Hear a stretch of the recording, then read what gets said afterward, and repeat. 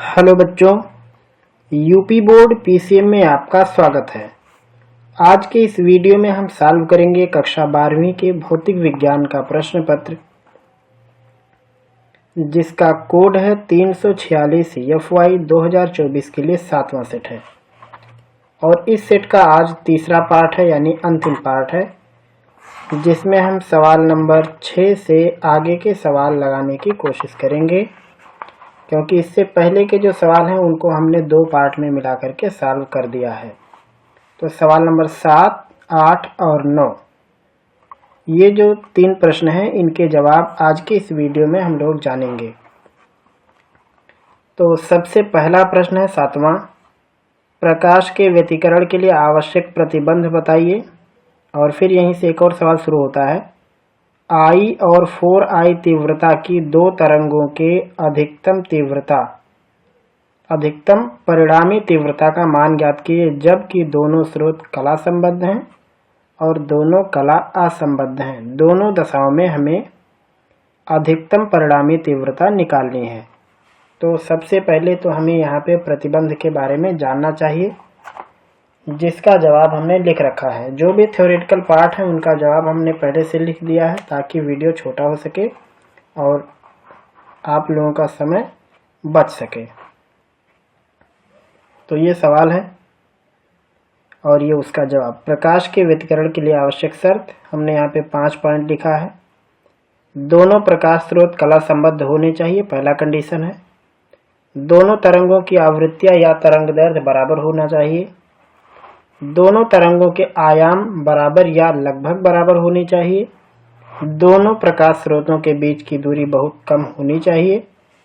और अंतिम शर्त है, दोनों प्रकाश स्रोत संकीर्ण होने चाहिए, यानी काफी छोटा सोर्स होना चाहिए। तो ये कुल 5 इसके कंडीशन है। अगर ये कंडीशन अप्लाई होते हैं तो वहां पे व्यतिकरण होगा। अब इसमें जो सवाल दिया है, आंकिक सवाल, उसमें 2 तीव्रताएं दी गई हैं। एक है I1, उसकी वैल्यू दिया है I, और एक दूसरी तीव्रता है, उसकी वैल्यू है 4I। तो पहला कंडीशन ये है कि प्रकाश स्रोत जो है वो कला संबद्ध है। तो कला संबद्ध के लिए अधिकतम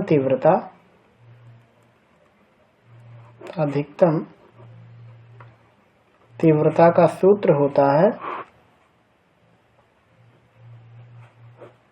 √I1 प्लस √I2 का वर्ग। ये सूत्र है। तो I1 की वैल्यू है I, यहाँ पे देखिए I, यहाँ पे इसकी वैल्यू लिखी गई है I, और I2 की वैल्यू है 4I। तो I2 की वैल्यू है 4I, इसका होगा वर्ग। तो अब ये 4 का वर्गमूल होगा 2, तो ये हो जाएगा I यहाँ पे,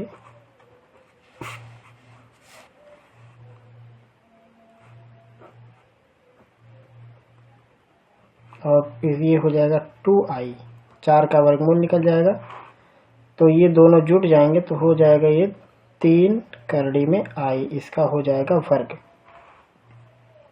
यानी ये 9I इसका जवाब होगा।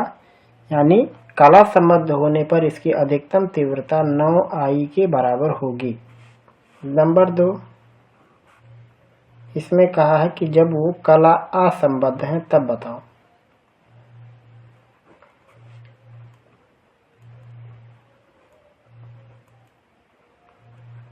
अधिकतम तीव्रता, तो जब कला असंबद्ध होते हैं तो उनकी अधिकतम तीव्रता केवल उनको जोड़ने से ही आ जाती है। तो I1 की वैल्यू है I और I2 की वैल्यू है 4I, दोनों जुड़ जाएंगे तो 5I इसका जवाब होगा।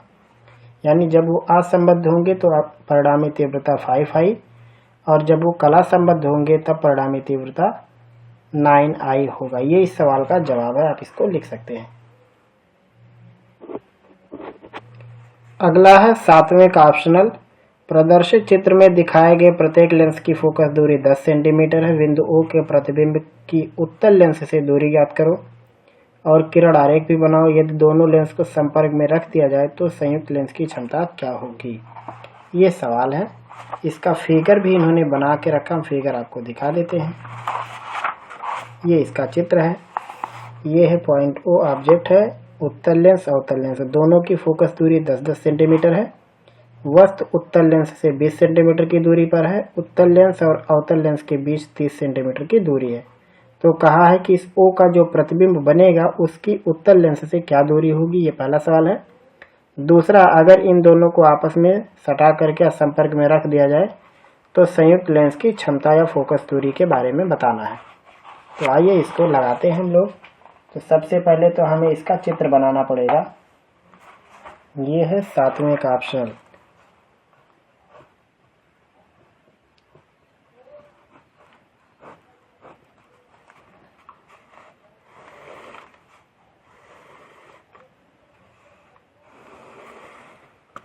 ऐसे हम एक फिगर बना देते हैं।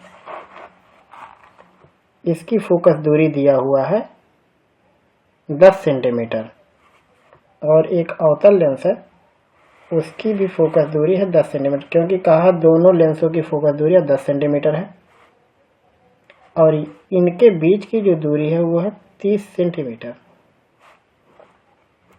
और यहाँ से वस्तु की दूरी दिया हुआ है 20 सेंटीमीटर। ये चीज तो दिया हुआ इसमें उत्तल लेंस के लिए, पहले शुरुआत यहीं से करते हैं। उत्तल लेंस के लिए फोकस दूरी इसकी कितनी है, 10 सेंटीमीटर और U की वैल्यू कितनी है, -20 सेंटीमीटर। तो V निकालते हैं। लेंस सूत्र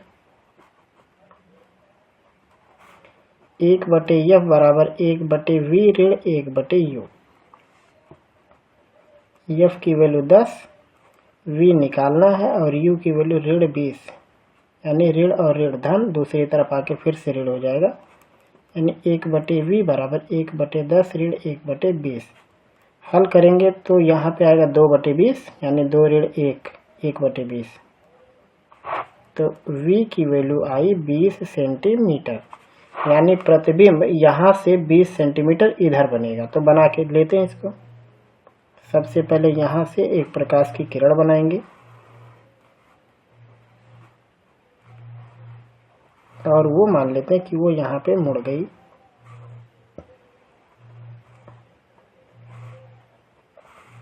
और इस O का इमेज यहाँ पे बना है I', जिसकी दूरी है 20 सेंटीमीटर।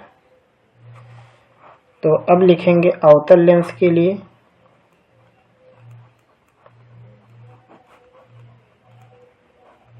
अवतल लेंस के लिए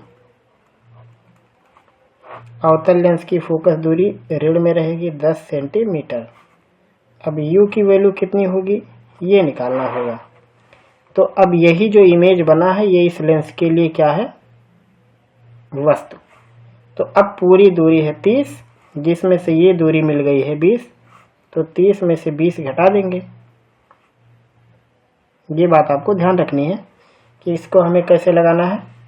इस लेंस से यहाँ तक की दूरी 30 सेंटीमीटर है और वस्तु की दूरी आ गई है 20 सेंटीमीटर। तो 30 में से 20 निकल जाएगा अगर, तो यह 10 ही बचेगा, यानी ये वाला जो लेंस यहाँ पे वस्तु है या फिर इसके द्वारा जो बनने वाला प्रतिबिंब है वो इस लेंस के फोकस पर ही रखा है, यानी U की वैल्यू है ऋण 10 सेंटीमीटर, क्योंकि इन्होंने 20 सेंटीमीटर दूरी ली है। तो ये हो जाएगा ऋण 10 सेंटीमीटर, क्योंकि 20 निकल गया ये दूरी और टोटल वहाँ पे 30 था, तो उसमें से 20 निकल के 10 ही बचा। तो ये U की वैल्यू हो गई।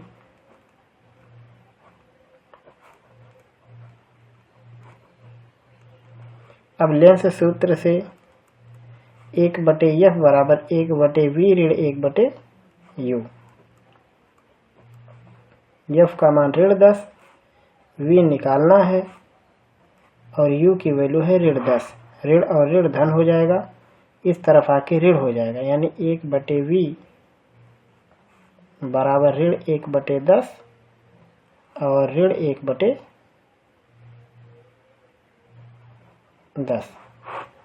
ये धन, ये दोनों जुट के धन हो जाएंगे और ये इस तरफ आके ऋण हो जाएगा, यानी ये हो गया ऋण 2/10, यानी v की वैल्यू हो गई ऋण 5 सेंटीमीटर। ये हो गया। यानी अब इसका जो इमेज बनेगा वो कहाँ बनेगा, तो यहाँ से हम एक लाइट को यहाँ पे भेजते हैं, एक यहाँ पे इसको भेजते हैं, बिल्कुल ऐसे सीधे ये लाइन जाएगा और यहाँ से जाने के बाद चूंकि ये एक अवतल लेंस है तो इसका काम होगा किरणों को पसारना। तो पसारने के बाद ये यहाँ पे फाइनल इमेज देंगे, इसको हम नाम देंगे I। और इस I की जो दूरी है वो है 5 सेंटीमीटर, ऋण में है, देखो ये यहाँ पे है ऋण में, इसका मतलब वो लेंस के इसी तरफ है। तो यहाँ पे जो कुछ रिजल्ट बना हम रिजल्ट बना देते हैं। ये 20 है तो यहाँ से यहाँ तक की दूरी 20 सेंटीमीटर आई, और ये है दूरी 10 सेंटीमीटर, और जो फाइनल इमेज बना उसकी दूरी है 5 सेंटीमीटर। तो सवाल में पहले में जो इसमें पूछा था कि अंतिम प्रतिबिंब की उत्तल लेंस से दूरी क्या है, तो जवाब होगा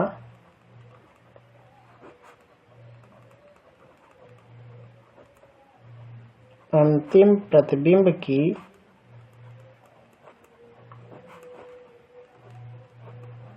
उत्तल लेंस से दूरी कितनी होगी, उत्तल लेंस से सामने की तरफ, ये देखो उत्तल लेंस से सामने की तरफ 20 पर बना था और जिसमें से अब ये दूरी बची थी 10, उसमें से 5 पर ये बन गया, यानी ये दूरी अभी 5 और रहेगी, यानी 20 + 5 यानी 25 सेंटीमीटर दूरी होगी। 20 + 5 यानी 25 सेंटीमीटर दूरी पर प्रतिबिंब बनेगा। ये पहले का जवाब है।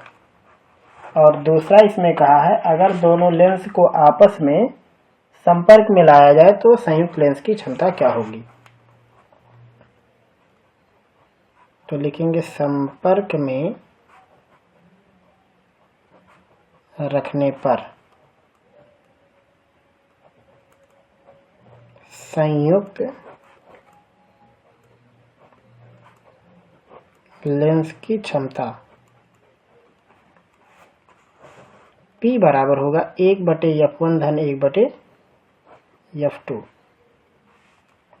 1/f1 उत्तल लेंस है प्लस 10, f2 ऋण 10, यानी कितना हो जाएगा ये 0, यानी बिल्कुल क्षमता इसकी 0 हो गई, यानी और यही चीज़ निकालना है।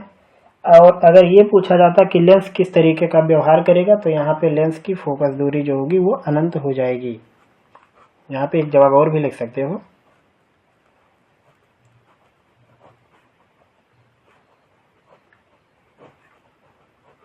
लेंस की फोकस दूरी इन्फिनिटी है, यानी अब वो बिल्कुल एक शीशे का पारदर्शी टुकड़ा बन गया हो।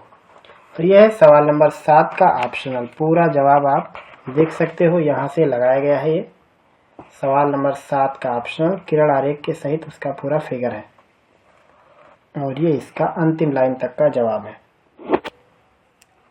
अगला सवाल है सवाल नंबर 8, हाइड्रोजन परमाणु के लिए बोहर की परिकल्पनाएं क्या हैं।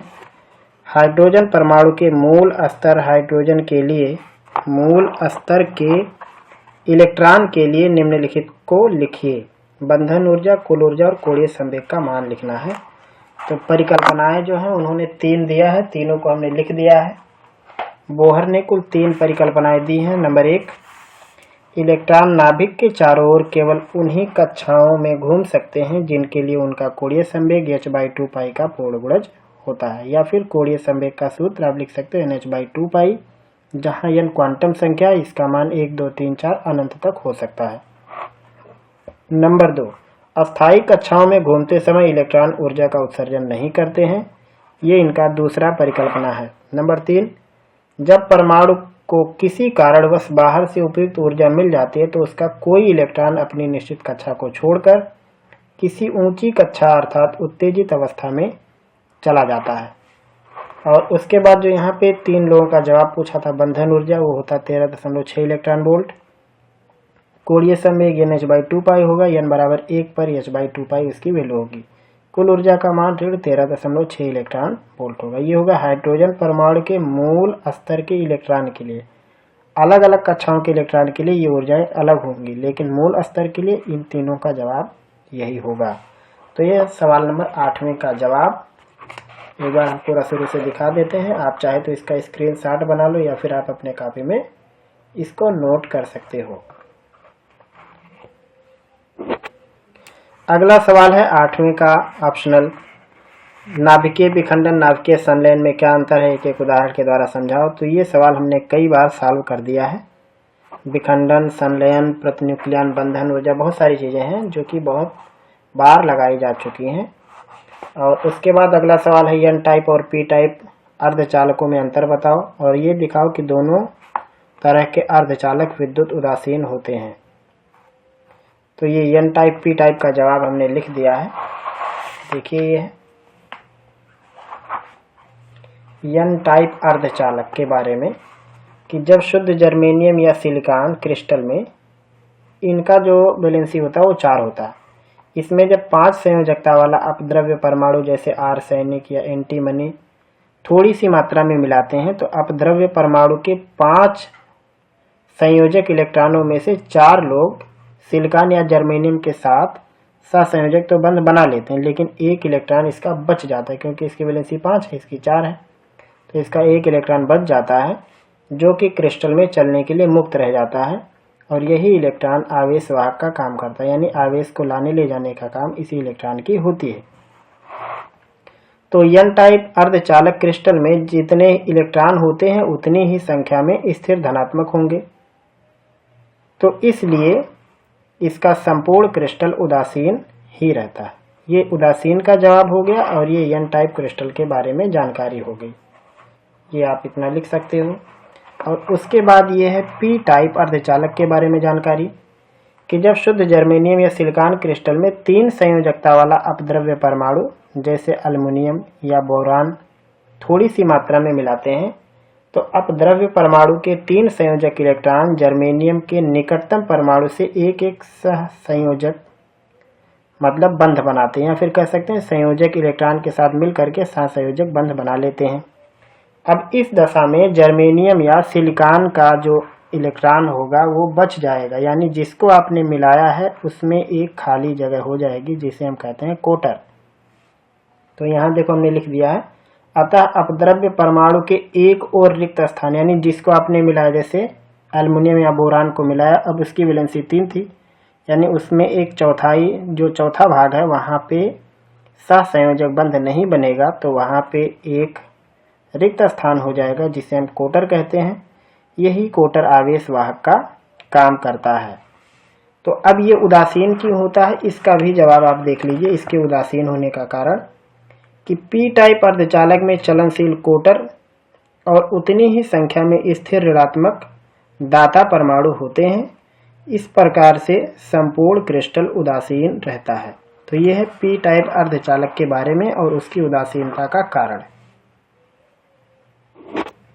अगला सवाल है 9वें का ऑप्शनल, पीएन संधि के अग्र अभिनत और पश्च अभिनत अभिलक्षणों की विवेचना करो और साथ में दोनों दशाओं में धारा के उत्पन्न होने का कारण और दिशा भी बताओ।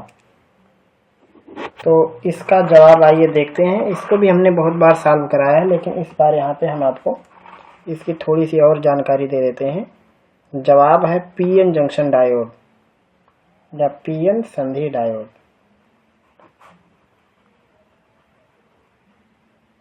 सबसे पहले तो हम आपको ये बता दें कि ये बनता कैसे है PN junction diode. PN junction diode बनाने के लिए हमें पी टाइप सेमीकंडक्टर लेने होंगे और एन टाइप सेमीकंडक्टर लेने होंगे, दोनों को आपस में मिक्स कर देना होता है।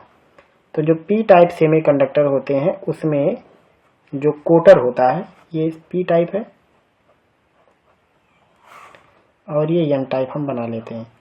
तो पी टाइप वाले में कोटर होते हैं जो कि खाली वाले हिस्से हैं और एन टाइप में इलेक्ट्रॉन होते हैं। ये लोग आवेश वाहक का काम करते हैं।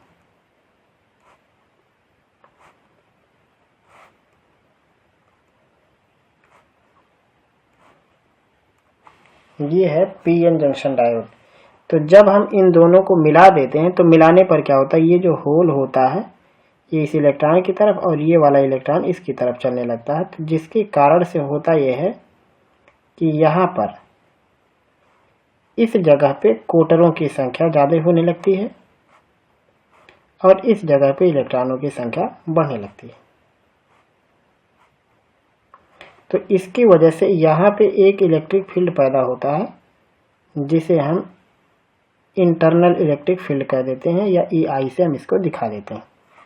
तो ये जो विद्युत क्षेत्र बनता है धीरे धीरे इनकी गति के कारण ये विद्युत क्षेत्र काफ़ी प्रबल हो जाता है और उसके बाद इन दोनों की गति का ही विरोध करने लगता है। तो ऐसे दशा में जो ये PN जंक्शन डायोड होता है ये बिल्कुल न्यूट्रल पोजीशन में होता है। इसमें किसी भी टाइप का कोई आवेश अतिरिक्त नहीं होता है जो कि विद्युत धारा का प्रवाह कराए। हाँ, जब उसमें विक्षोभ होता है, जब इसका तापमान बढ़ा देते हैं तो तापमान बढ़ाने की वजह से इनके पास इतनी ऊर्जा हो जाती है कि वो इस बैरियर को क्रॉस करके इधर उधर मोशन करने लगते हैं, जिसकी वजह से इसके अंदर करंट फ्लो होता है। लेकिन अगर इसको किसी बैटरी के टर्मिनल से कनेक्ट करें तो कनेक्शन के आधार पर ही हम इसको फॉरवर्ड या रिवर्स बायस कहते हैं। तो कनेक्शन के बेस पर हम इनको कहते हैं अग्र अभिनत या उत्क्रम अभिनत। जो अग्र अभिनत होता है, अग्र अभिनत में हम P टाइप को बैटरी के पॉजिटिव टर्मिनल से और N टाइप को बैटरी के नेगेटिव टर्मिनल से कनेक्ट करते हैं। हम यहाँ दो लोगों को लेके समझने की कोशिश करेंगे। जब P टाइप को बैटरी के पॉजिटिव से N टाइप को बैटरी के नेगेटिव से कनेक्ट करें तो हम इसको कहते हैं अग्र अभिनत, फॉरवर्ड बायस। इसमें क्या होता है कि जो ये वाले कोटर हैं, ये कोटर जब इस तरफ चलते हैं, यहाँ पे आप इसको ध्यान देना कि यहाँ पे भी वो बैरियर बना हुआ रहता है, लेकिन जब हम फॉरवर्ड कनेक्शन करते हैं तो इस बैरियर की जो साइज है वो काफ़ी कम हो जाती है। तो जब ये इधर चलते हैं और ये इधर चल के जैसे ही ये ख़त्म होते हैं, उदासीन हो जाते हैं, तुरंत ही इस जॉइंट पर ये जो कनेक्ट हुआ है, तुरंत ही यहाँ पे एक कोटर बनता है और इलेक्ट्रॉन तुरंत इधर भागने लगता है। यानी इलेक्ट्रॉन जो होता है वो तुरंत यहाँ पे एक कोटर और एक इलेक्ट्रॉन बना, तुरंत कोटर इस तरफ गया और इलेक्ट्रॉन कूद के इधर आ गया, वो बैटरी के पॉजिटिव टर्मिनल तक आने लगता है। ये ध्यान देना, जैसे ये कोटर और ये इलेक्ट्रॉन आपस में मिलके उदासीन होते हैं, उसी क्षण इस संधि से एक कोटर इलेक्ट्रॉन अलग होते हैं और कोटर चल देता है N की तरफ, लेकिन ये इलेक्ट्रॉन उतर जाता है यहाँ पर। और ठीक उसी समय यहाँ से एक इलेक्ट्रॉन, जैसे ये खत्म हुआ, एक इलेक्ट्रॉन यहाँ पे उत्पन्न होता है, वो इधर चलने लगता है, इस तरफ वो चलने लगता है। तो ये इलेक्ट्रॉन का एक पथ बन जाता है जिसकी वजह से यहाँ पे विद्युत धारा बहती है N से P की तरफ अंदर अंदर और बाहर बाहर P प्लेट से N प्लेट की और विद्युत धारा बहती है, जिसे हम कहते हैं अग्र अभिनत की धारा या अग्र धारा। तो आपको समझ में आया होगा अग्र अभिनत कैसे काम करता है। उसके बाद आता है इसका उत्क्रम अभिनत, जिसको हम रिवर्स बायस कहते हैं। तो उत्क्रम अभिनत का केस कैसा होता है कि जब हम P टाइप के प्लेट को बैटरी के ऋण टर्मिनल से और N टाइप को बैटरी के धन टर्मिनल से कनेक्ट करते हैं, तब ऐसा केस होता है। तो यहाँ भी हम दो कोटर और दो इलेक्ट्रॉन को लेके समझेंगे। जैसे ही हम ये इस स्थिति को लेके आते हैं तो इलेक्ट्रॉन तुरंत इधर चल देता है और ये इधर चल देता है। तो यहाँ पे जो इसका बैरियर था, इस बैरियर की साइज काफ़ी बढ़ने लगती है, यानी इसके अंदर का इंटरनल इलेक्ट्रिक फील्ड काफ़ी तेज़ी से बढ़ने लगता है, जिसकी वजह से यहाँ पे विद्युत धारा लगभग नगण्य या छेड़ धारा बहने लगती है। इसके अंदर बहती है एक छेड़ धारा और इसके अंदर बहती है एक प्रबल धारा। यानी PN जंक्शन डायोड एक वाल टाइप काम कर सकता है अगर हम उसको कनेक्ट करें अलग अलग तरीके से। अगर हम उसको फॉरवर्ड बायस में कनेक्ट करें तो विद्युत धारा काफ़ी तेज़ी से जाएगा, और अगर रिवर्स बायस में कनेक्ट कर दें तो विद्युत धारा लगभग ख़त्म हो जाएगा, यानी उसके अंदर से कोई करंट फ्लो नहीं होगा। और ये PN जंक्शन डायोड का एक सिंबल है। जिसमें से ये जो है इसको हम P कहते हैं और इसको कहते हैं N। तो ये इतनी सी जानकारी है, बाकी पूरा डिटेल वीडियो आप हमारे सेमीकंडक्टर के प्लेलिस्ट में देख सकते हैं। तो आज की वीडियो में बस इतना ही और यहीं पर समाप्त होता है सेट 7 340 FY। और जो कुछ सेट अभी बाकी रह गए हैं 2024 के, उनको भी हम आगे के कुछ पार्ट में सॉल्व कर लेंगे। उम्मीद है इस वीडियो में बताई गई बात आपको समझ में आई होगी। किसी तरीके का अगर आपका कोई प्रश्न है तो आप हमसे पूछ सकते हैं।